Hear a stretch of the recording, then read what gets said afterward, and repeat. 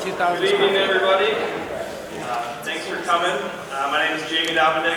I'm currently the president of Jefferson Matters Main Street and Chamber Community.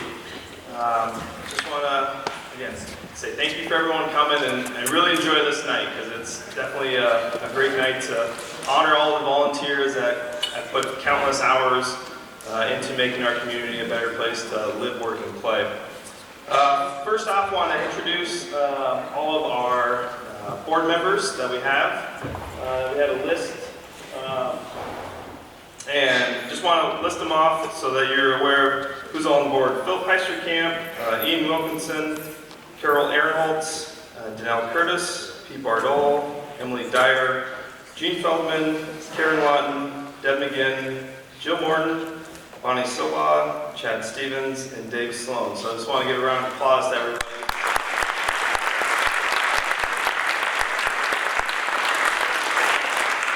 You'll hear about our different teams that we have, but also want to just do a quick shout out to our organization team who's helped put on this event for tonight, especially our co-chairs, Susan Thiel and Tracy Thiel. So I want to thank them again.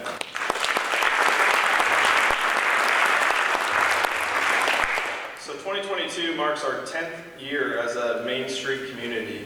Started back in 2011, going through the application process.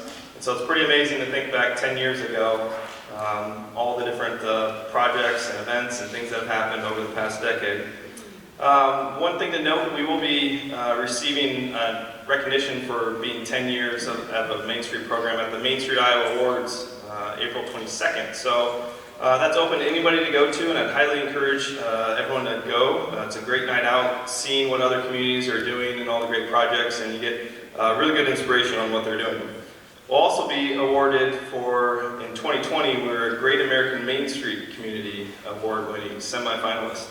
And that is a national recognition, so we'll be getting some notoriety as that as well. I said this quote last year, but I think it's still a good one, about 10 years from Bill Gates, that most people overestimate what you can do in a year and underestimate what you can do in 10 years. So again, thinking about the past 10 years as a Main Street community and looking forward to the next decade ahead of us. So tonight we're going to begin a short piece about the accomplishments from the Main Street and Chamber teams and events, and we'll be hearing from Peg Raney, who's the chairperson for Economic Vitality, Bonnie Soba, chairperson for the promotions team, Deb McGinn, chairperson of the tourism and Tower View team, Karen Long, chairperson of the design team, and Phil Heisterkamp, representing the events team. So I'll turn it over to Peg and Bonnie first.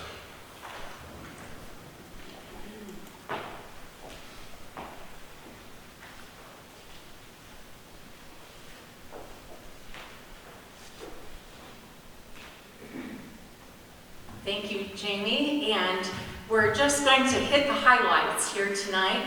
Up on the screen, the Economic Vitality team had quite a few major accomplishments, and some of those are that Art on the Fly and Jefferson Matters together were awarded a $100,000 challenge grant to rehab that building that Jolene Peters now owns.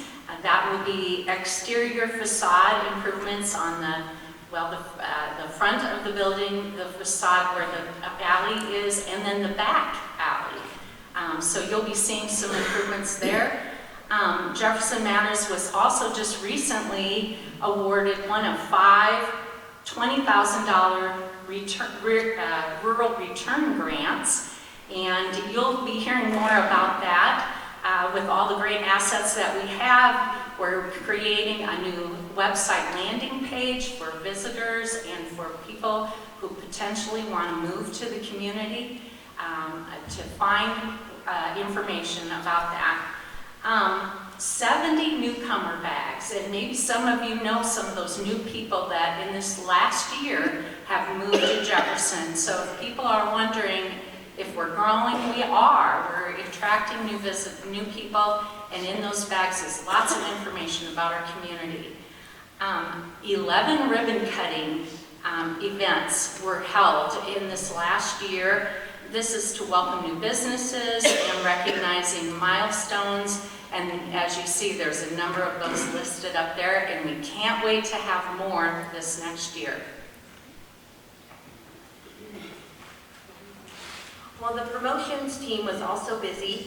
We had a social media small business internship, so we combined small businesses with Greene County High School students.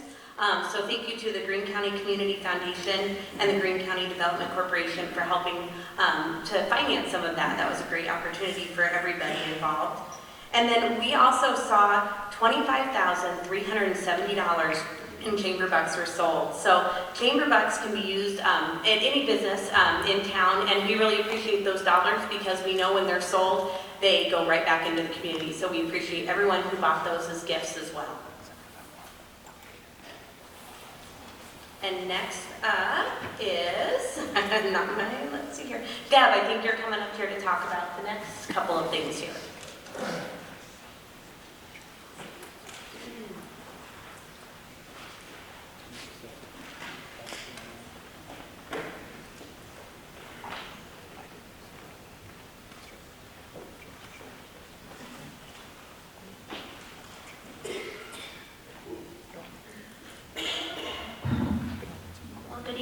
I am Deb again. I chair the tourism team along with Beth Vanderwilt and Pat Richards. This year we wrote and received 2 awards from Travel Iowa for last year, I guess it was for 2021. The Mahaney Bell Tower was named Iowa's 2021 Outstanding Attraction, and the tourism team received their 2021 Outstanding Promotional Materials Award.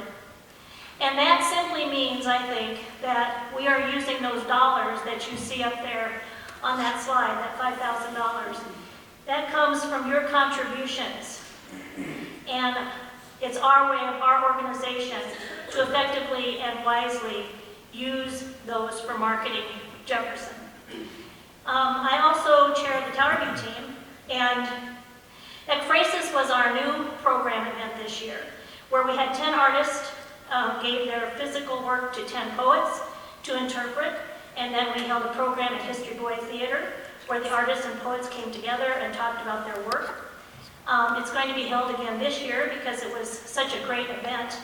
And I just want to shout out to Roger Agater, Jed McGee, and Jenny Showman for chairing that new event. We also had to learn what ekphrasis even meant, so. Art on the Square is not a new event like it says on that slide, but we've had it 2 times before. But this year, we've decided that it needs its own space and its own time.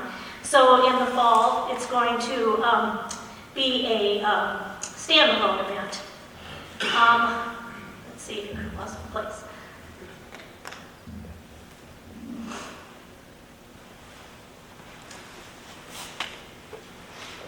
Last year, we had the good fortune to have RC paint the 5th rooftop art installation, which got us a lot of press statewide on KCCI and WHO. We had many people visiting Jefferson to see the rooftop art. This spring, we will have the 6th installation being created on the Peony Restaurant this year by Dana Harrison. We had many people from the state come and visit Jefferson because of our artwork. We had people from the Iowa Department of Cultural Affairs, to the Iowa Arts Council, to the ISU Extension artist, and other working artists out of Des Moines visit Jefferson to see all of our artwork that we do have here in our community. It's very impressive to all of them. Arch Alley was dedicated in June as well, as the alley mural Eyes on Washington Street was completed right next to it. We will do another alley mural this spring. And we're now moving on into the West Alley renovation that we're calling Imagination Alley with a committee from Tower View team and artist Kelsey Wilson from Nevada. She has some really cutting-edge technology-driven artwork for that space. And if we pull this off, it's going to be really cool. What isn't on that slide is one of the longest events that Tower View team does with sponsorship, and I feel like in partnership with Home State Bank. And that is our Ring Out for Art sculpture exhibit, now in its 7th year. This year we chose 2 artists from Iowa, and 1 from Colorado, and 1 from as far away as Maryland. They will bring their artwork for us to enjoy the first part of May. So as we say, TBT, wait till you see.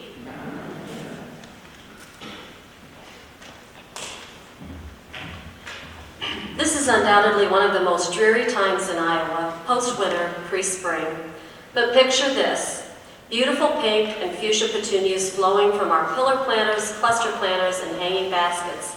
Lush lime green sweet potato vines spilling over the edges, orange and yellow marigolds popping from the centers of them. Those will be coming soon. Then in mid-September, picture beautiful pumpkins, gourds, fall leaves, and vines spilling out of the planters in our downtown area as summer transitions to fall. Around Thanksgiving, picture the downtown area preparing for the holiday season and the planters filled with beautiful evergreen cones and berries. Then please don't picture on December 15th a tornado blowing all that evergreen from here to Peyton. Thanks to all who helped pick up and repair those as best as possible. I guess it was nature's way of telling us we are not always in control. These are the beautiful seasons of the downtown planters and banners that make our community attractive to local residents and visitors as well. It's all part of making the quality of life here the best that it can be. So we thank the teamwork it takes to keep them going. From the Jefferson Matters design team, to the Jefferson Matters staff, to the volunteers who plant, to the volunteers who water, the city management, and the city workers, it's a project that proves working together can make good things happen. We will also be partnering with the Jefferson Garden Club this year for the addition of 2 new sets of cluster planters in Arch Alley. Another great function of the Jefferson Matters design team is to award $500 mini grants to businesses for facade work and signage. It might be a new door, new trim, new paint, or a new sign. It seems like a small amount, but it can have a big impact on appearance. Over the last few years, we have awarded over $10,000 in grant money to businesses. We are also striving to be aware of the diversity we are hoping to achieve in our community and what our part can be in that overall goal. We will be ready to offer our grant applications in whatever language is necessary and invite all cultures to be a part of our teams and our board in order to ensure our community, its look and its feel, represents all of its residents. I'm always amazed at what all teams of Jefferson Matters can do with such limited budgets. It's a testimony to what the pairing of creative minds, partnerships, volunteerism, funding, teamwork, and positive outlooks can do for our community. It is truly the essence of Jefferson Matters. Thanks to all of you for your support of this organization.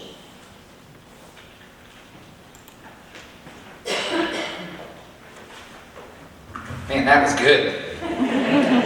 You're so rehearsed and polished, and I'm not that way. So here we go, my bullet points. Events, I'm the events guy. I'm just some small town townie who likes to do stuff, and I happen to be here in front of you all. But the events that we pulled off between last year and this year, first one was the brag, the bike ride around Greene County. You might be wondering, bike ride around Greene County has 5 words in it, and there's no C up there. But if you look really closely at that logo, there is a bike, and it's in the shape of a C. So technically, the C is there, okay? I want you to see the C. Got it? Bike ride around Greene County. New event last year, over 100 bikers, over 150 bikers signed up, and the weather was bad. And Jamie says it was beautiful because he's hardcore, he's a biker. Bikers are insane. But that's why we like to invite him to our community. Which the first thing that I should have said is why the events team is somewhat important is because the way I like to think about it is because events is like inviting people into your house. When we have these committees who exist to make our house, our town, presentable, and events help showcase the success that those committees have had. And so that's what I think the purpose of events is to help exemplify what the Tower View team, the design team, the promotions team are accomplishing. So that's why we're here. But back to the bullet points, the brag, right, is May 28th this year. So you should put it on your calendar, which is Memorial Day weekend. And the weather, we're doubling down. It's going to be nicer that time. So unless you're Jamie, if it's hot, he'll be disappointed. So still beautiful. Brag. Check that one out. Next one, Jefferson Matters Golf Tournament, which is in June this year, June 24th. You should all come out and play. And they, this is why I should have been more polished. Emily Dyer is sitting right there, and she's the project manager of the brag ride. You should say, hey, say, what up? The project manager of the golf tournament is Jill Morton and Jackie Cunningham, and they have done a wonderful job so far. They are actively looking for sponsorships and people and businesses who want to engage with them play games at the hole and kind of converse and connect with golfers as they come around and play golf. So if you're interested in that, you should reach out to Jill or Jackie. The next event, the beast that is the Bell Tower Festival. This is a big one. Jefferson's been around since 1872. It's 2022. That's 150 years. That makes it a sesquicentennial, which is going to be fun. So everything we do will be kind of like a patriotic birthday party type of event, and ridiculously excited for that. 3 things you should look forward to there. If you were there last year, you saw sunshades, which were ridiculously cool thanks to Hamilton Ready Mix, Powerlift, and People's Bank. They were the 3 parties who came together to make the sunshades possible. We made 3, we have 6 more coming thanks to a Greene County Community Foundation grant, and Homestead Bank for helping me in our 25% donor for that grant as well. That's ridiculously exciting. Then, it's been a long time since the carnival has come back, and thanks to the city helping us fund that, we've got a carnival coming back, which is going to be great for the kids, especially aged 4 to 10. I think you're going to have a wildly good time. Third thing you should look forward to is to help the bell tower propel into the future, and that's, for the first time ever, we're going to open the festival up sooner. So on Thursday night, you'll have what I call a raffle dinner, because we're going to give away a ridiculous amount of stuff, but it's also going to help fundraise for years forward. So that's happening Thursday night, and you'll see some marketing go out on that. Tickets will be for sale, but Litterdale Catering is going to cater that event, and I think it'll be really, really good. And again, it's going to help the festival propel forward forever, hopefully, which is maybe the biggest invitation that Jefferson has into our house. And so that's why I'm passionate about that one. Next, though, Cruising to the Square, which is another, Chuck Wenthold is the project manager, and he's done it for over 10 years. And dude knows cars, I'll tell you that. And so hundreds of cars come, a bunch from town, a bunch from out of town. Last year they installed something like a poker walk that got people into downtown businesses, which was excellent as well. And so this event isn't going anywhere. It's a staple of the August calendar in the summer, so come check that one out. And the last one is also, we pulled off our 2nd year doing the Winter Festival Celebration of Trees, because we have an awesome festival in June, so why not another one in December, you know? And so this is where people, businesses, anybody can establish their creativity and come together and put together a tree for your viewing pleasure. And my mom is more creative than me, so she won the most favored tree, and it was like this dinosaur tree thing with elves being chased, and it was insane and good. I don't have skill like that. I don't, but well, thanks, Penny. Gosh, man. Bill Peisterkamp, signing off.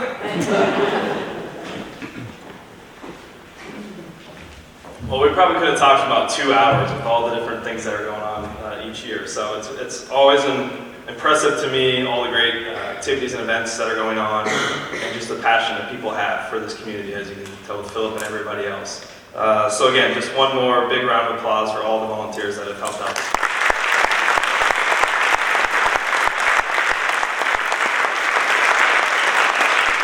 So speaking of volunteers, one thing with Main Street, Iowa that is a burden, we have to do it, is keep track of volunteer hours. It's a burden, but it's also a great thing to see how far that we've come. So in these past 10 years, as a community, we have invested over 43,000 hours of volunteer service.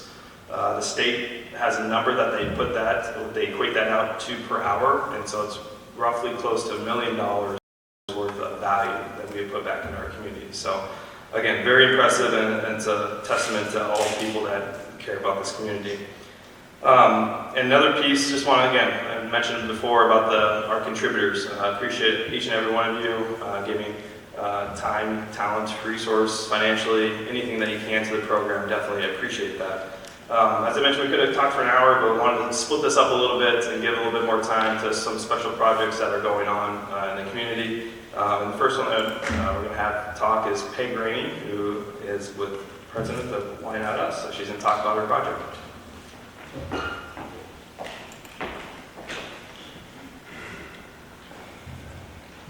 Thank you for inviting me to share about the Why Not Us group, and we're the group that now owns the building at 100 East State.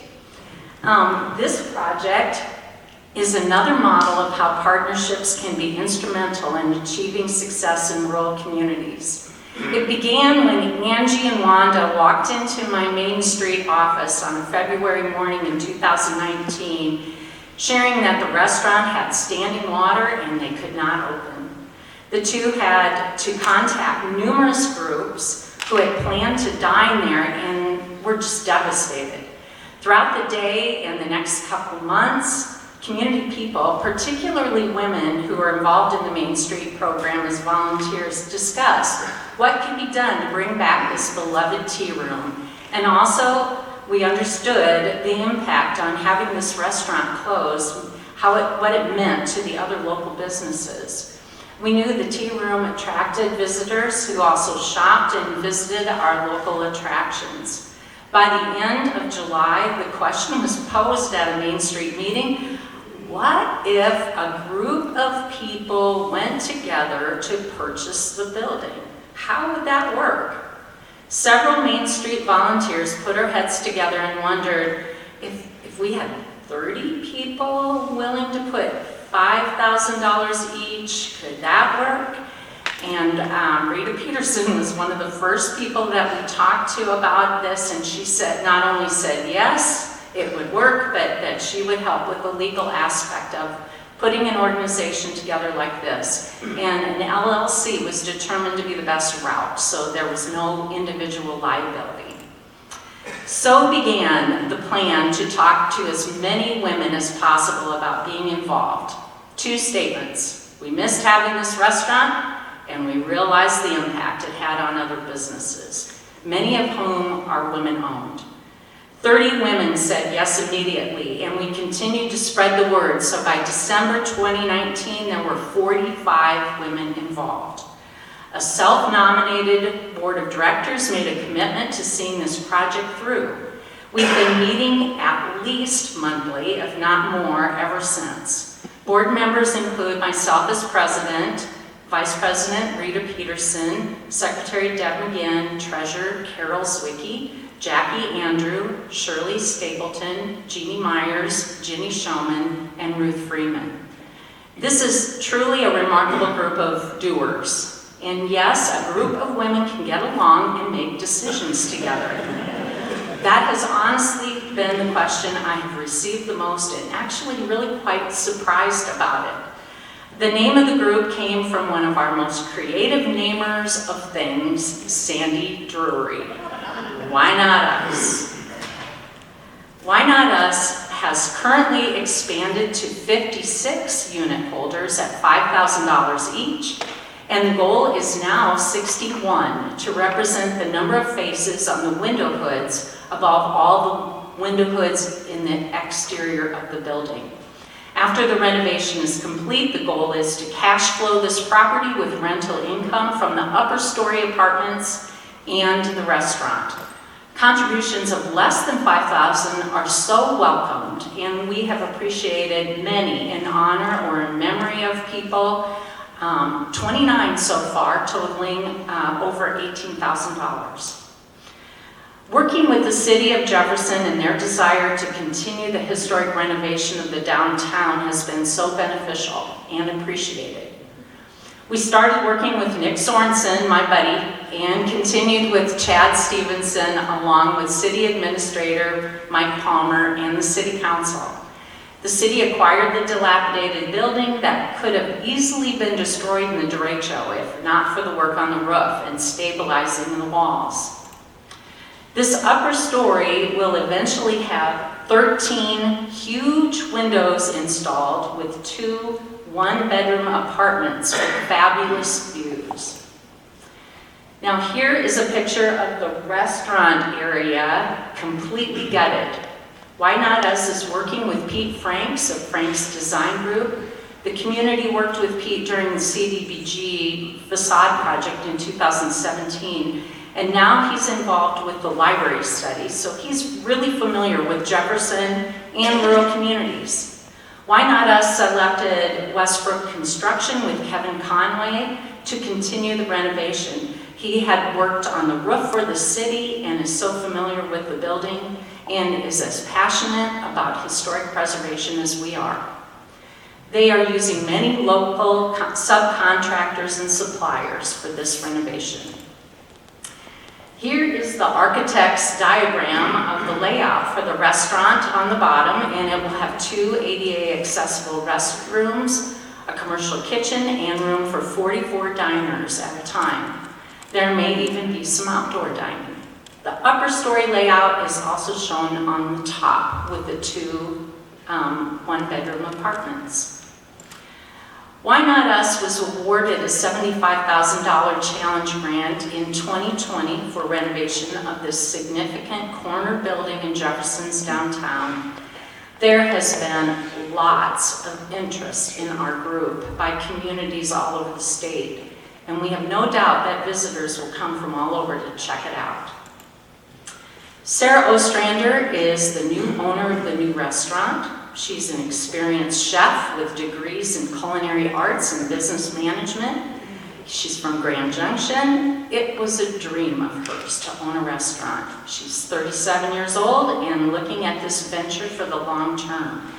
The name of the restaurant is the Centennial, like it says on the outside of the building, with the tagline, contemporary taste, historic charm.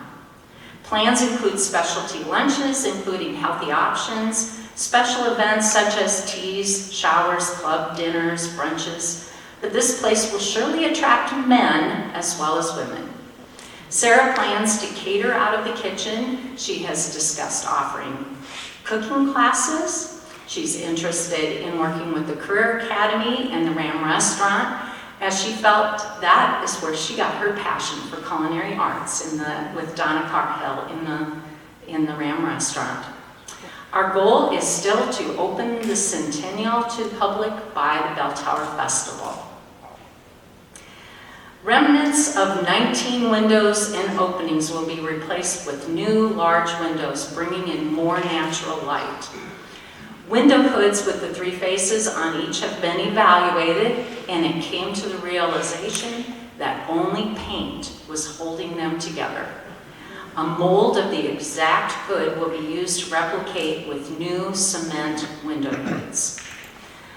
Interior work includes a wood floor, tin ceiling tiles refurbished and reinstalled in the dining area, the commercial kitchen, the 2 ADA accessible restrooms, and beautiful interior lighting for the dining area that celebrates the arches of the window hoods. The interior includes the use of one of the historic window remnants that was roomed from the exterior into the interior in an original window hood, and this will be a focal point in the dining area. This will carry through the brand for the entire building and be a unique homage to the history of the Centennial. Here is a recent picture of the restaurant floor looking south. The interior progress is changing daily, and this was as of early March. And so since then, a lot more interior work has been completed. The exterior color and signage recommendations came from Main Street Iowa's design consultant, Maya Jessen. We think it will help feature the window hoods and blend the brick front and with the stucco, giving this corner building a fresh look. An amendment to Jefferson's Historic District was submitted, reviewed, and approved by the State Historic Preservation Office Committee on February 12th. This amendment included the Centennial Building, the Funky Zebras, and the new home for the Stitch. The next step is for the National Registry designation, and hopefully that will be announced this fall. This will allow Why Not Us to access historic tax credits, and then the 2 apartments will be completed. Thank you all for your interest in what's happening at 100 East State, now called the Centennial. Feel free to contact me or any of the others on the board involved in Why Not Us with questions or interest in being involved. And I hope to see all of you there for lunch real soon. Thank you. Now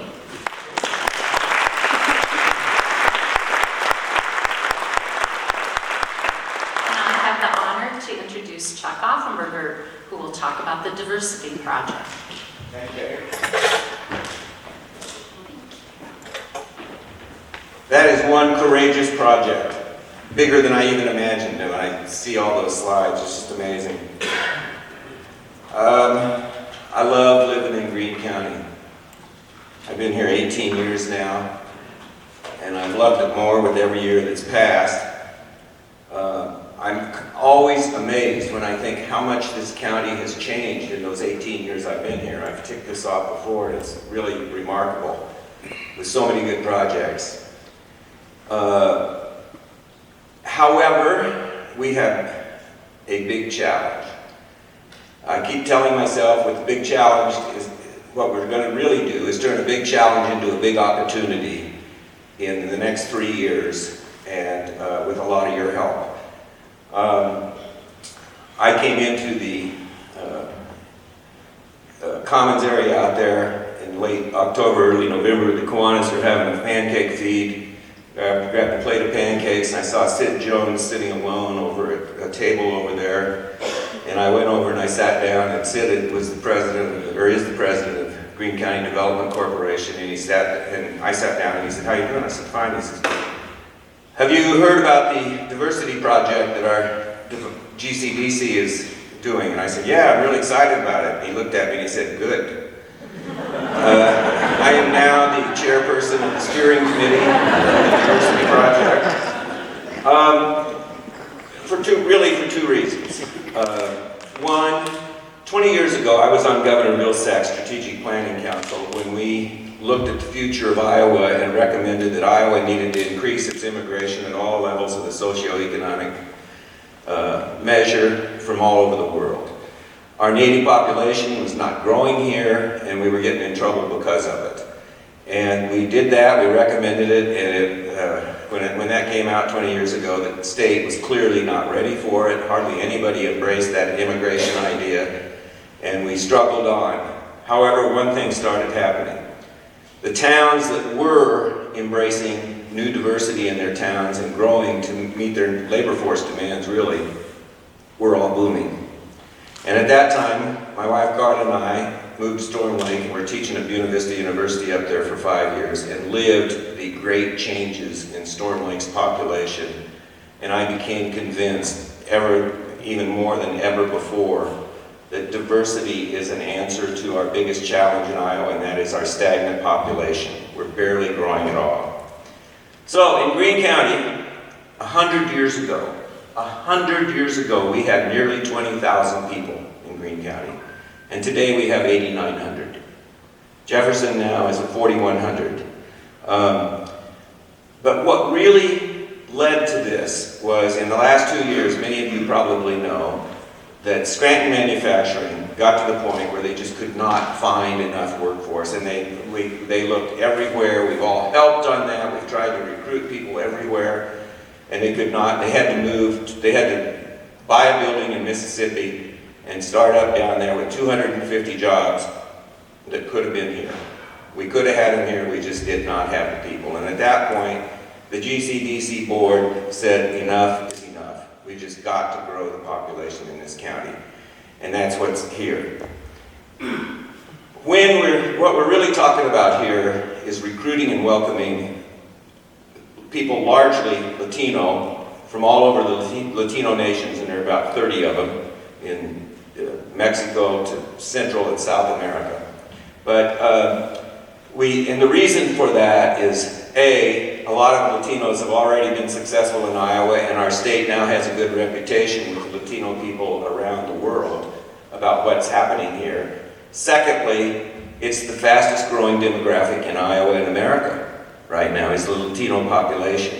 And so we know where the population growth, and now we're going after it. And this will be a genuinely big deal. We've identified right now, by working with the employers, the main manufacturers, the half dozen manufacturers that are just doing tremendous in this county, and the casino, the hospital, and many other employers in the county. We are looking right now at, we have 200 open jobs in Greene County. And we're going to address those as quickly as we can. We think at first it's going to be people that we help bus in here, transport in here, because they're going to be coming from close by because, big challenge, we have no housing available. And so that's going to become a big, big deal that is part of this, is we probably need to build 50, 75, 100 new homes in Greene County. People are coming here, the Latino people are coming here, want their own homes. I mean, they're buying into the American dream. They've worked hard to get where they are financially. Many of them are secure. They're prospective home buyers, and we intend to deliver for them. So that was the setup of this. And at Christmas time, I wrote an initial story kind of explaining what the project was all about. The Jefferson Herald was good enough to run it. And then at Christmas time, I decided one step I needed to take on this was I really needed to sit down with some Latino people who are here and who have been here for some time and just ask them, what do they like about being here? And what's been their experiences? Has it been a good thing? And thirdly, what do they think about this idea of bringing more Latino people in here? And it was really an interesting group. We had 8 people that got together in a meeting room here, and we had Mary Nieto from the Personnel Director at Medical Center, Maribel Hernandez, Spanish teacher in high school,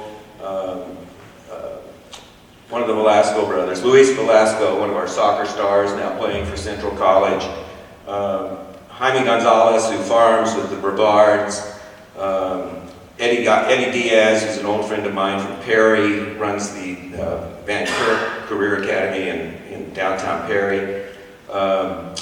Carlos Arguello, who is our consultant, who lives in Grimes. He's a native of Carroll in Nicaragua, and he is our consultant that we've contracted with to lead this effort. He's going to be our contact to help us find the Latino people to come here. And I sat down and I asked those questions to the people, and these are people who have largely been here for a number of years. And I said, this was right at Christmas time, and afterwards I wrote this story, and I said, I got a huge gift out of sitting down and having those conversations. And we went on for 3-4 hours. And I said, the gift is that the Latino people who are already here gave me is hope. Because they told me they love this place the same ways we all do. Small town security, comfort, convenience, strong community, great amenities here in terms of school, medical facilities. Parks could be better, but we'll get them there. And, just all around. They like Greene County and Jefferson for the same things that landed all of us here and keep us here. And that was very promising. And then I said, what do you think of the idea? They loved it. They said, you want to see this community grow? Get Latino people in here. We're young and we have a lot of kids. And we are fun. And I said, and I am into it. So I wrote this story about the conversations I had. And these were the 2-3 critical paragraphs of it. I hope you read that. I get up and read that every morning. I keep it right by my bed, and I read it every morning to get up, and it fires me up, and I am ready to go. And others have seen this. You can see what the prospects are. Give us 250 Latino families. Look at that. Population growth by 100 or by 1,000, 10% of our population. All 7 incorporated towns growing. Workforce shortages at our major employers would be history. Would be easing. Our public school enrollment would start going up. Then let's go for 500 families and look at that. Population increase of 2,000. Major employers probably all adding shifts.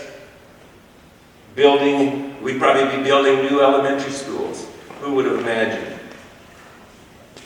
A couple dozen new family-owned specialty shops opening around our deconstructions in all of our towns, including Cooper. We'd be renovating and enlarging all of our parks. We might be playing soccer in an indoor soccer arena. And my conclusion was much more lively, fun, prosperous place to live, work, and play. And the economic miracle of what's going to happen here will be told across this nation and around the world. And people are already noticing. Maria Sacchetti, who's the lead immigration reporter for the Washington Post, will be here in early April when we go out to our town hall meetings in each of the towns across the county to explain this project. And Carlos Arguello will be presenting, Kim Paxton, Sid Jones, myself, and then we'll take some of our Latino people here with us as we go to those communities to talk this up and explain what the possibilities are. Big project. I'm convinced it's going to be one of the best things that's ever happened in Greene County, and we're all going to be better for it in the end. It's going to be a remarkable community, even more so than it already is. So we'll need your help along the way. I hope we encourage it. Don't hesitate to ask any questions. Ask us hard questions. We've heard some already, but people have really been reasonable. And I've said one thing before, that one reason I think this has gone so well in its first 3 or 4 months that we've been out talking about it is that so many of our farmers in Greene County have had success using Latino labor already over the last 10, 15 years. And I think there's great trust and great respect for the labor ethic of the Latino people.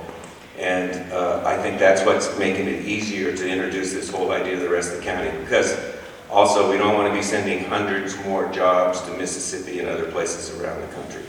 Just keep them right here in Greene County and grow. So thank you very much. Give us a chance. We're going to make this work. Appreciate it.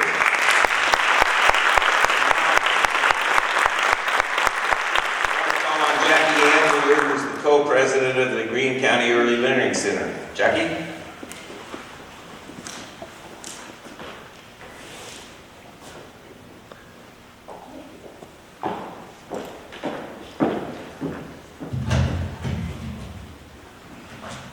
Thank you. I always have to do that. Thank you, Chuck. It's such a privilege to be part of this program, to recognize and thank so many community volunteers. Volunteers who every day pitch in, as Teddy Roosevelt suggested, do what you can, with what you have, where you are. The many volunteers we thank tonight are making a difference where they are in this community. They do it daily and in so many ways.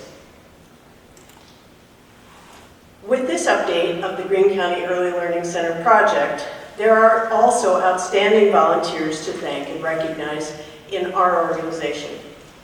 Our current board of directors includes Phil Monroe, Becky Hamilton, Tori Getler, Allie Hamilton, Jillian Engelmeyer, Sam Harding, and Kristen Russell.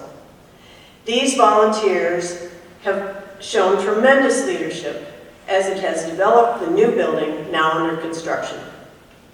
And I'd be remiss if I didn't include our volunteer accountant, Carrie Peters, in that list. She's been with us since the beginning. This building, though, has been a dream of our executive director, Sherry Cerveny, for many years. Her work with dozens of previous volunteer board members has kept the center moving forward, and we are thankful for their vision. Just a brief review about the center before we talk about the building. Now in its 17th year, the center has moved multiple times to accommodate growth, from 20 children in the beginning to the current license of 94 children. A not-for-profit center, Greene County Early Learning Center has achieved the DHS Star 4 rating for quality measures. A building designed specifically for early childhood care and education has been a dream for decades, but really gained traction more than 6 years ago. The board considered renovation of the South Grade building with the help of 2 engineering firms. That's where we're currently located. A countywide child care market projections were prepared by First Children's Finance at the board's request. And then the Rotary Auctions Fund a Need grant helped us really start the actual design process. After 5 years of planning and design work, the construction documents were finalized to increase the capacity of the center by 50% to 145 children. The fundraising committee was formed. Enter more tremendous volunteers, including Sid Jones, Rick Moraine, Donna Sutton, Bill Monroe, Kathy Brevard, Cindy Dobendek, Ruth Freeman, Michelle Fields, Becky Hamilton, and C. Spruno, who received campaign training thanks to a GCDC grant. The Growth Happens Here campaign volunteers raised more than $2.1 million in just a few months to construct this center for child care. We are beyond grateful for the support of the Greene County Gaming Corporation, the Greene County Board of Supervisors, a nearly $470,000 grant from the state of Iowa, plus $1 million from local businesses, families, and individuals who volunteered to contribute. The donation by the Greene County Schools of the building site itself completed the deal. Thank you to these many donors who are in this room. So following the bid process, we had the groundbreaking. It was held August 20th, 2021, with our kids helping us turn the first shovels. We were delighted to have their help, and work was begun by contractor Harold Pike. They got things going quickly on the building to construct 7 rooms designed for the care of children from the age of 2 weeks to 4th grade. Of course, there's a kitchen, storage rooms, an office, and staff areas, plus mechanical space to make it all work. The contractors have made great progress, closing up the structure before really cold weather set in. The roof went on at Thanksgiving, and windows were installed 6 weeks ago, and masonry and siding are now underway. The interior drywall is in place and surfaced. Painting began this week. The rooms are bright, spacious, and inviting. Lots of other finishing details, of course, are to be done, but we hope to be complete by June 1st. What a whirlwind of a year. Please watch for an open house when it's all completed. These are views of the building from other perspectives, but I really hope you drive by or walk by 306 South Vine to get the real picture from the outside. Just yet. Wait for the open house. I just can't do it justice with these. But you'll notice the lookout points are not only a unique design feature, but they also make it possible for the littlest of our kiddos to actually look out the windows. They are so awesome. Finally, we are hiring more staff, enrolling more kids, and so grateful for all the support for the center. For 17 years, the center has made a positive impact on children and families in the area, and it will now be able to do so in an amazing building. All of this would not have been possible without dedicated volunteers and staff who were committed to making this dream a reality. Thank you, and thanks to all the volunteers who are recognized tonight. Thanks.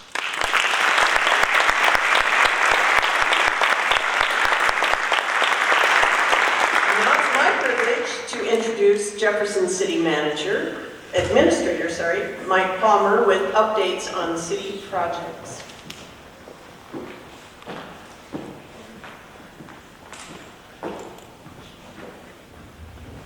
Good evening, everyone. So we have a good crowd out there. I just wanted to, before I get started, my program here is talk about some things that happened today. Mike Holden came in my office, and it was kind of interesting. We started talking about economic development and how Jefferson's doing. Are we missing some opportunities out there? The more we talk, the more I'm convinced is how well Jefferson is doing. Sure, we could be doing better, but some of the things that are going on, like what you're seeing tonight, and people who volunteer, come step forward. This early learning center is just a monumental thing what happened. So that's kind of my little rant to get started with before I go into the program. I wanted tonight to go specifically on the downtown area. Before I get started, maybe a little bit of trivia. These 4 items happened in 1 year, and maybe I'll see if anybody can guess what year it was. The Highway 4 overpass was completed. The Jefferson Community Golf Course opens. Jefferson Matters Main Street was actually sanctioned by the state as an organization. And the downtown streetscape project was completed. Anybody have a guess what year that might be? 2012, that's right. You didn't see this beforehand, did you? Okay, with that said, we did the streetscape back in 2012, but what's unfortunate is I couldn't find any pictures of the streetscape to put up here tonight. But one thing was clear when the city council moved forward on that. After a lot of community involvement on what the design was going to be, it was pretty clear that we can do all we want with the sidewalks, the crosswalks, the lighting. But if we don't do anything behind the sidewalk with the buildings, it's kind of a waste of money. So the next step was to actually start to do something with these buildings. Our first one, it could be argued that maybe there were some other ones that started first, but this is the first real tangible one the city took on. And this was Linda's Fashions, if you recall it.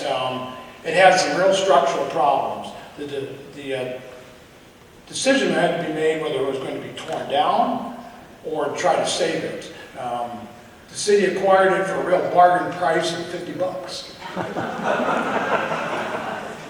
What's interesting on this building is the middle picture is a very important thing that you'll see throughout this is that the design concept that Main Street provides free of charge since we're a Main Street community.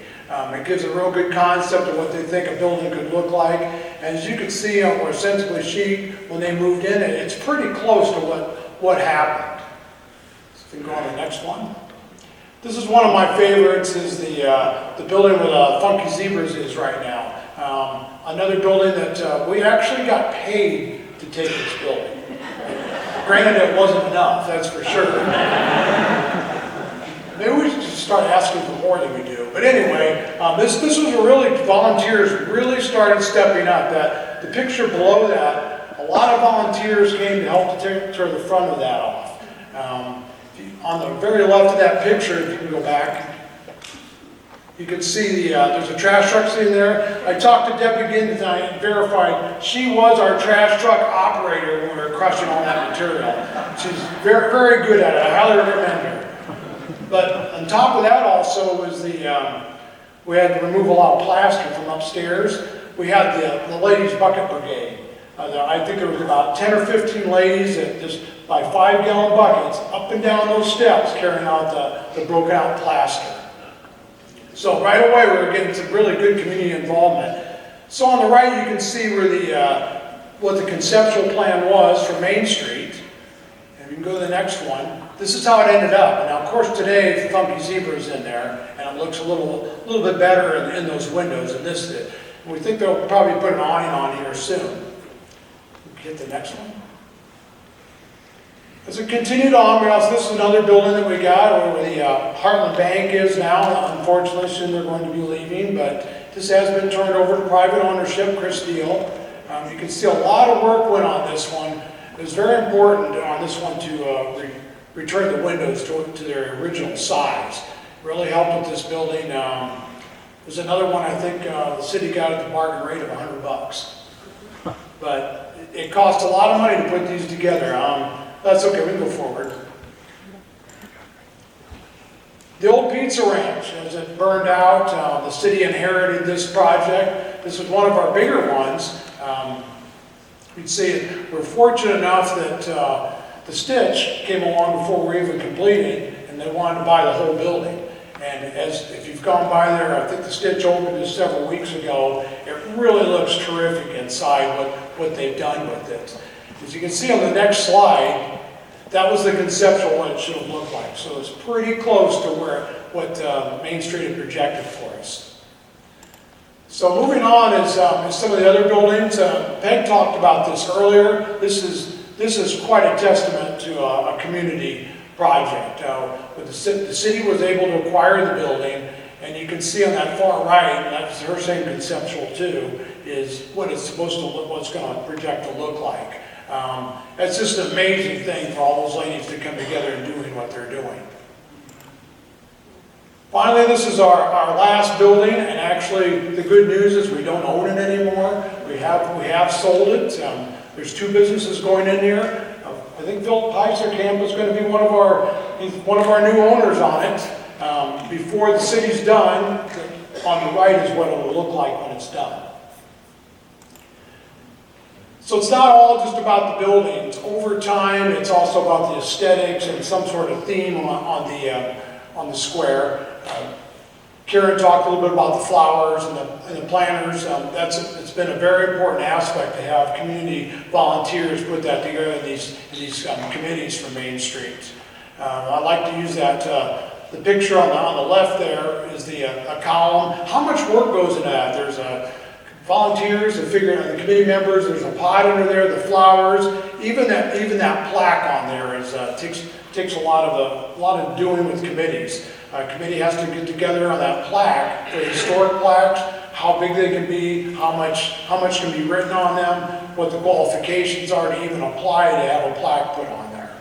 And you can see all the other plant stands. The far picture is actually a good example of all the different theme things that are going into that with the flowers, the hanging plants, even down to the trash can.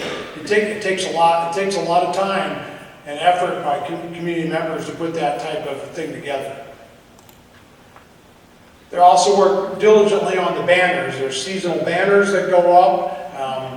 City crews put them up, but there's a lot to picking these out and getting them done timely. There's actually a calendar when they go up every year. Probably one of the best places that really has this theme going for them is the Thomas Jefferson Gardens. They've done just a terrific job over there. Their vision of this, all the way from the clock and the fencing to the pavers that enter into it, it just all ties in real well to the city, the streetscape. And not to forget the alleys. The alleys, usually those are kind of considered maybe just an alley's an alley, but people have really taken those on all the way from Sally's Alley now to Arch Alley. I know they're working on maybe Imagination Alley from the Home State Bank up past Royal Jewelers. This has been a really nice addition to encouraging people to walk through and get to other areas of town. In other areas of town, speaking of that, are the parking lots. You can see on the left what the parking lot behind City Hall looked like, and in the center is what it ended up like. A more inviting place to go, even though it's a parking lot behind buildings. On the far right is a parking lot improvement done by community volunteers. That's along Harrison Street, north of Elks Lodge. They have a planting going on there. There's several volunteers that do that, and it's really pretty every year when they do that. Finally, call this the backdoor Main Street. This is the building, that nice building on the right, the kind of bad-looking building that's been painted. That was just behind Skeeter Creek, and he had a pretty good approach to it. He told me once, he goes, I painted that. He says, I live in this building. You paint the front of your house. Why don't you paint the back of your house? But that's a pretty good way to look at things. We could, spruce up the back end of these buildings, and through Main Street volunteers, you can see what the adjoining building looked like at the start and how it ended with just some paint and a little repair. Also in the back door areas are more artwork going up. This is right along Arch Alley. There's going to be some more artwork going up here when the weather warms up a little bit more. Volunteers will be out to do that. So now we're seeing more of a shift to a private investment, where the city is out of the building business and where private investors are going in. This is the backside of Art on the Fly. That's what they're projecting it's going to look like. It ties in well into the back door Main Street area. She bought this building herself, and she's been upgrading it. The same with Hy-Vee Drug Town, private ownership. The public house, which used to be Ace, is now private ownership, and they're going to be doing their own thing. So it's really encouraging that this has got kick-started enough so people will start to invest on their own. And speaking of that, Peg did a great job of overviewing this. This is probably the mother lode of investment right here, where these ladies really took this on as their own. The city did some repair work to get it up to snuff, but they're really taking on the bulk of it. It's going to be beautiful when it's done. So, just in conclusion, it's all about the community and all these people who have stepped up over the years to do this, and they continue to. You've heard all these people up here with the different committees, how they go out and they're just constantly figuring out new things. It's really encouraging to see, because it's really bigger than just one person. And I look out there and I think to see everybody, there's probably not a person in here who isn't somehow involved with how the city is growing. So with that, I'm going to turn it over to Harry. He's our last year's ABC Award winner. So Harry Ahrenholtz, winner of the award, city council member.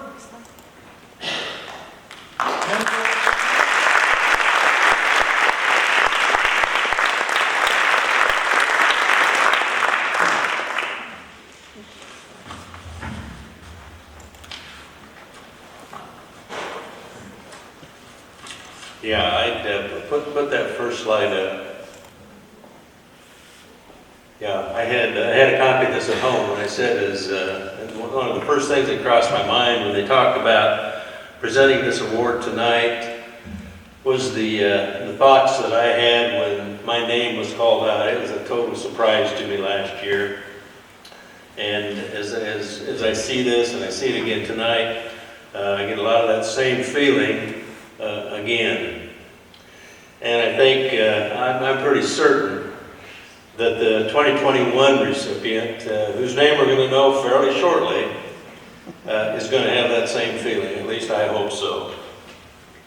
I'd like to start off by saying that I am extremely proud to be able to announce this year's winner. I have known and have worked with in various projects over the past few years with this individual. And if I were to describe this person in one word, it would be leader. And there are a number of other attributes that come to mind right after that, and I think those who know him would share these with me too, and probably have even more. But some of those attributes would include advocate, another dependable, another one positive thinker, totally. Another one calmly determined, and finally quietly dedicated. And what I'd like to borrow from now is some excerpts from the nomination papers, folks who put this individual's name up for consideration. And I'm going to take just snippets of each one of those. And some of them are going to be obvious who the organization is, and when we're done, I'll tell you who the other organizations are, because I think if I named them all, I was going to tip him off ahead of being announced, so I'm not going to do that. First one has a sincere drive to support the creative ideas of others, and also challenges members of our organization to think bigger. From the next one is a mainstay for an extraordinary number of worthwhile civic projects in Greene County. The next one was a strategic leader and organizer on the capital campaign for the Greene County Medical Center renovation and new construction project. Another one has an extraordinary passion for his profession and the business owners, and knows and cares about each employee. Another one was an integral part of the successful effort to plan and build the new Greene County High School and Career Academy. Next one was an early supporter of increasing access to quality child care, one of the presentations we saw tonight, and became a strategic leader of the Greene County Early Learning Center fundraising, which of course has resulted in a new facility under construction and, quite frankly, nearly completed construction. I think that's just amazing. And the final one that I've got is faithful and hands-on in his service to his church and to the church family. Leads by example and encourages others to be involved in the church's mission. Pretty amazing. That is quite a resume in its own right there. Just with other people and other organizations that he works with, thinks about him. And it's a total understatement when I say that this is not only one very busy individual, but this is one very prolific and effective individual for our whole community. And now, it is with great pleasure that I announce the name of the 2021 ABC Award winner. And it is Sid Jones.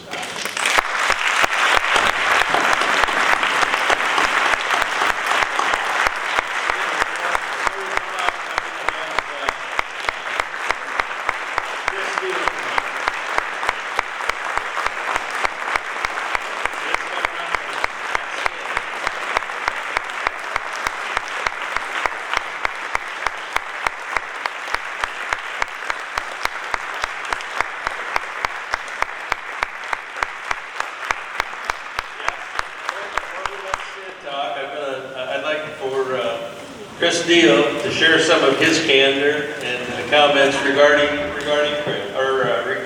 Sid. Well, thanks, Harry. Thanks, Sid.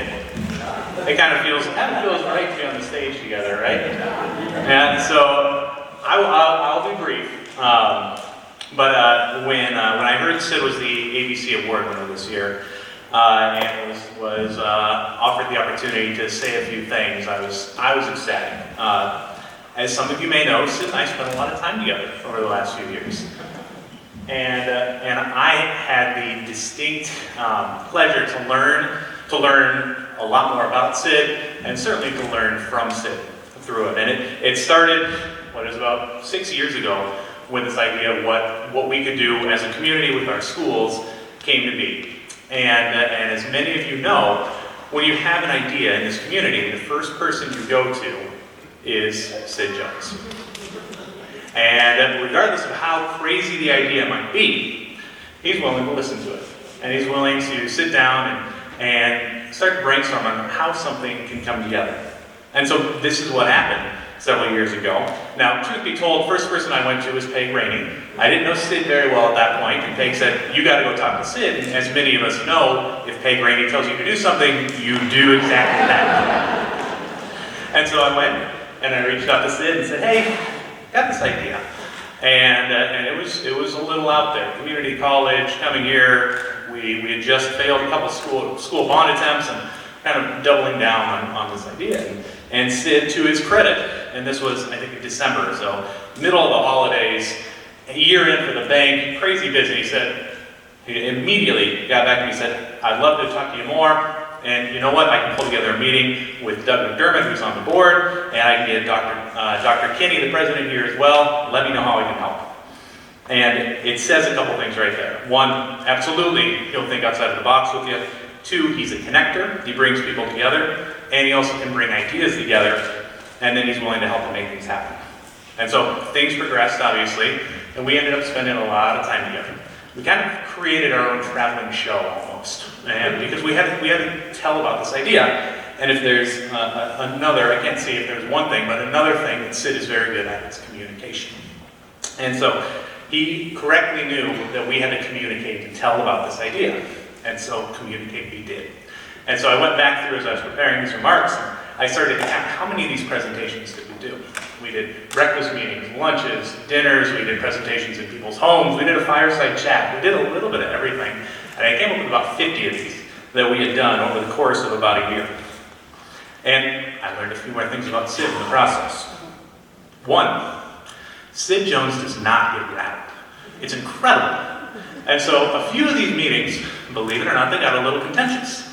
And so we'd be in the room, and you'd start to feel kind of the anxiety increasing, and then Sid would stand up, and without fail, he'd start talking, and everything would just kind of calm back down. And it was like magic. And it just blew me every time he would do this. He just doesn't get rattled. And a part of this would be his ability to tell a story, and his ability to create this level of calm. And I was talking to a few of the bank employees.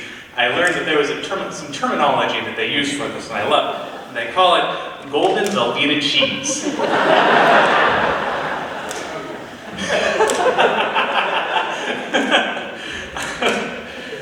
Thank you, Bob, for that.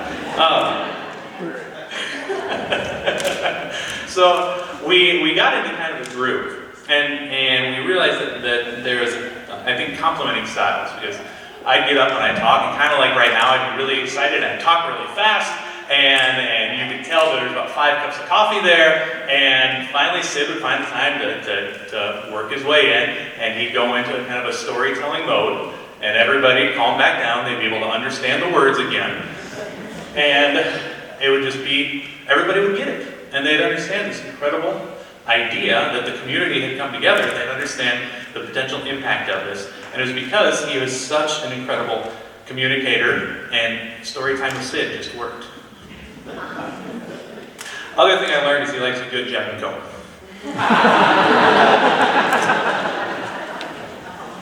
Now, certainly that has not been the only interaction I've been had the privilege of having with Sid. I also had the opportunity to get to know more about his work with the bank. A few years ago, I had the opportunity to join the bank board. And as a part of that, we had kind of a crash course for someone without banking experience to understand what does it mean. And so my assumption was we'd start to dig into the regulations and the numbers and the charts and everything like that. And certainly we got there. But when we sat down, the first thing he talked about wasn't any of that. It was the people, it was the culture, and how that made the organization. And quickly, I realized that I was experiencing a masterclass in leadership. And it blew me away. And that's when Harry spoke, and these letters that came in absolutely showed the impact he's had as a leader on that organization. And because of that impact, that organization has paid it forward to the community at large. Through growth, how many people have moved back to this community to be an employee of the bank. Through employees of the bank being empowered to be leaders themselves and impacting organizations through hundreds of thousands of dollars donated. And part of this award, and it's very specific that the award is supposed to be beyond profession, right? But when your profession has such an impact on leaders in the community, on other organizations, you can't not mention that. And it's been incredible what Sid has done there, what the organization has done as a whole, and it has absolutely impacted this community in amazing ways. And it certainly goes beyond that. I said it early on, Sid's the guy you go to when you've got an idea. When we had this idea for a school's fundraiser, we went to Sid. When there was the idea for a visioning process, what became Vision 2020, Sid was at the beginning of that. How many times did we see Sid up here as we were talking about these other projects that are underway? He has this innate ability to take ideas, to synthesize them together to create something that's even greater than the sum of its parts. And it's incredible what he can do, and we are all so blessed that he is a part of this community.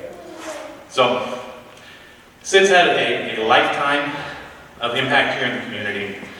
We are so lucky to have him as a visionary leader. He's got this unparalleled ability to connect ideas. And in the process, he may not have realized that he's been mentors to so many of us, myself absolutely included. And for that, I will certainly be forever grateful. And I'm working on learning more and more from him. I don't know if I'll ever be the storyteller that you are, but I am developing a taste for Jack and Coke.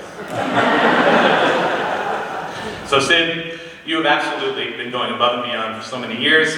It's an honor that we can all recognize you tonight. Thank you and congratulations. It is well deserved.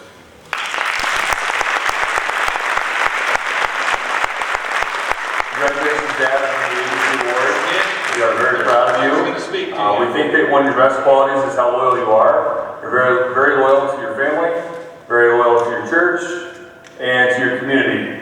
We think one of the best qualities of a leader is that they leave the place that they are at much better than they found it, and we believe Jefferson is going to be a much better place because you're part of it. Congratulations. Congratulations.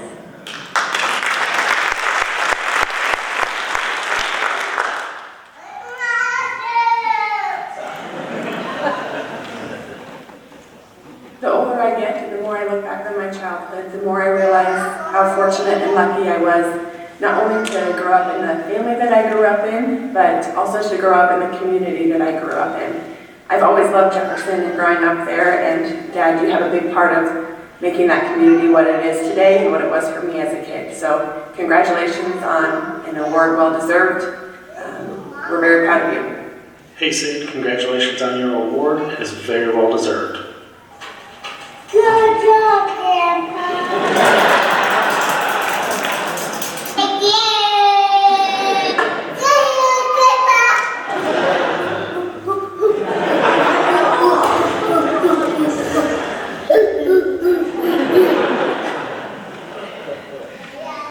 Hey Dad, I just wanted to send a message to say congrats on your award. Remember all those years of me screaming and hating the video camera? Well, this video is for you. For as long as I can remember, you have shown us by example, serving the community in many ways. Too many ways to list. And just as you've always shown up and been there for your kids and your grandkids, the community can say the same.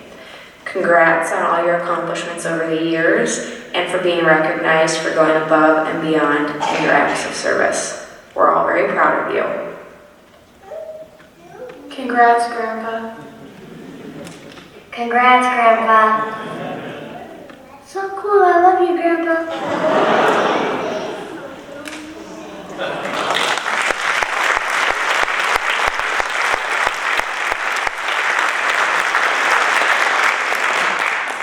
Sid, on top of everything else, you're a really lucky man. You are. And while I was sitting down here, I heard some children out in the hallway, and I thought, boy, they're getting anxious to get in here to say hi to Grandpa. That's what's going on out there. Sid, I'd like to read the plaque here. It says, Jefferson Matters, a Main Street and Chamber community, gratefully presents the 2021 ABC Award to Sid Jones for service to Greene County above and beyond the call of duty. No truer words were ever spoken.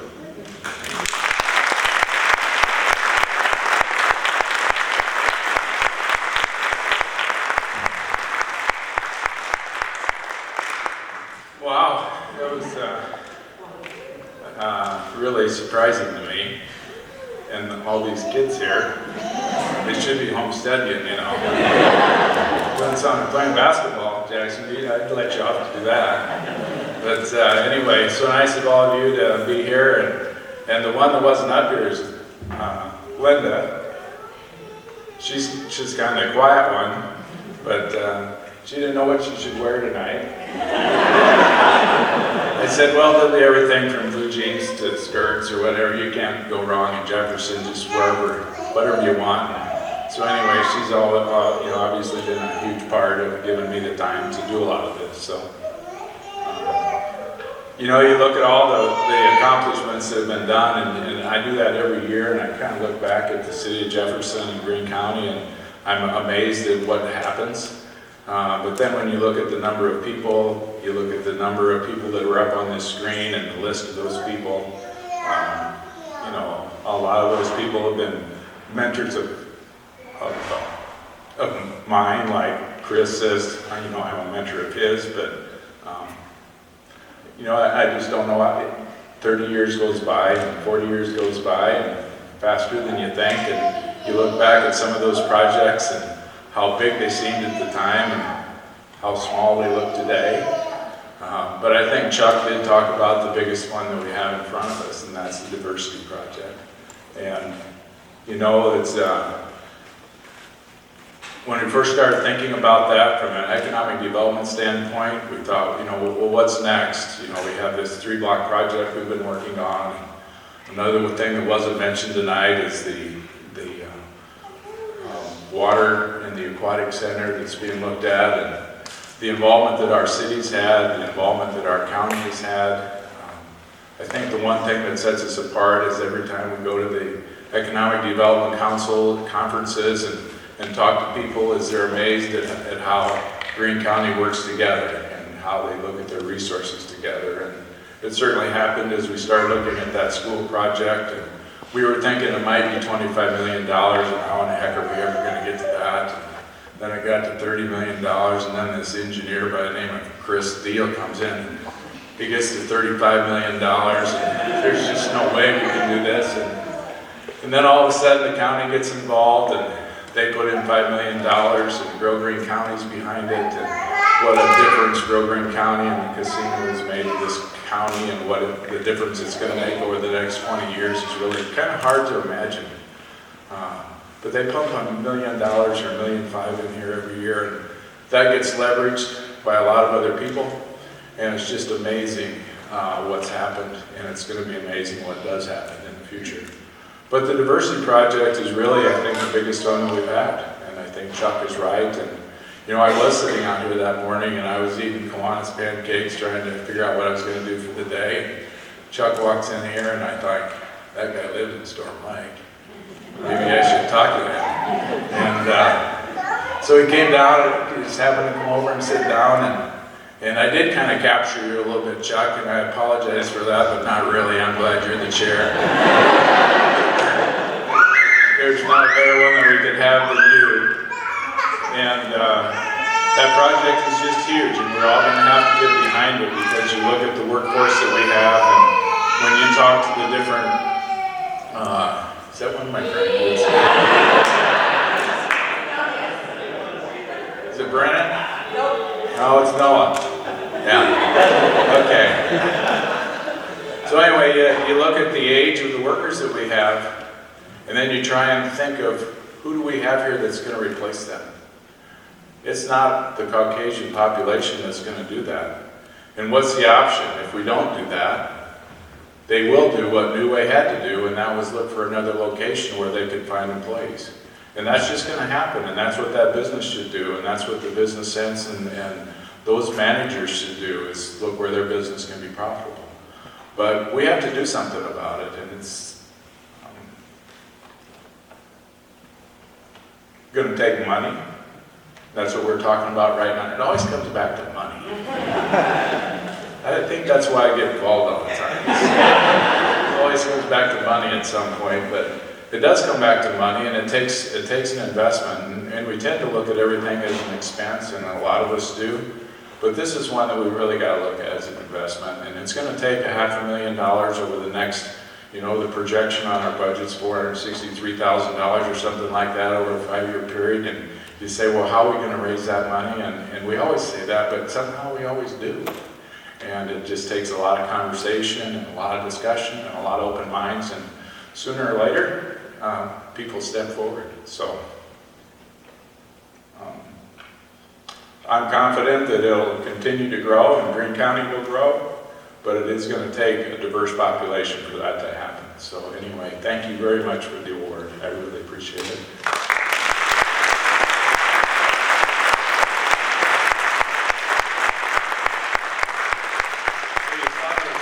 Those grandkids in there, and they were doing this thing. Did you see them doing that?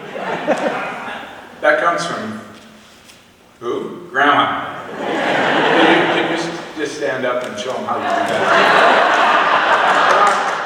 Come on. Now all the grandkids do it. They watch each other in sports in the morning. one of them does a good thing, the rest of them are going, whoo, whoo, whoo. So it's pretty cool. Thank you guys for being here. It's terrific to have you.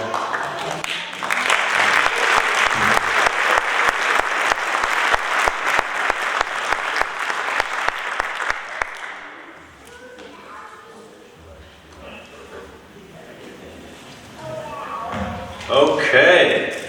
Wow, there is quite a crew there. I can see it from this side, not everybody back there can see it, but I knew they were out there. That completes the program for tonight. I'd be remiss if I didn't thank some people that work behind the scenes. My wife Carol and Linda. I only helped get the thing coordinated, and I know Linda was very instrumental in getting those videos that are going to be priceless. They really are. And Beth Vanderwelt for putting this thing together. Went off very smoothly. Good work for everybody here that attended this and participated in it, and particularly with all of the volunteers. I mean, I'm astounded every time we have one of these events and I see what has happened in this city, and it absolutely, there's no way that it could have happened without the leadership and then the hard-working volunteers and the donations and the support from everybody in this community. So thank you all. And it's not over yet. There's dessert outside. And Sid has one more thing to say. And this is your night, so you can say all you want. Don't give me a mic for too long, I'll embarrass myself. The other person that's in the audience today is Liz. Thanks, Liz.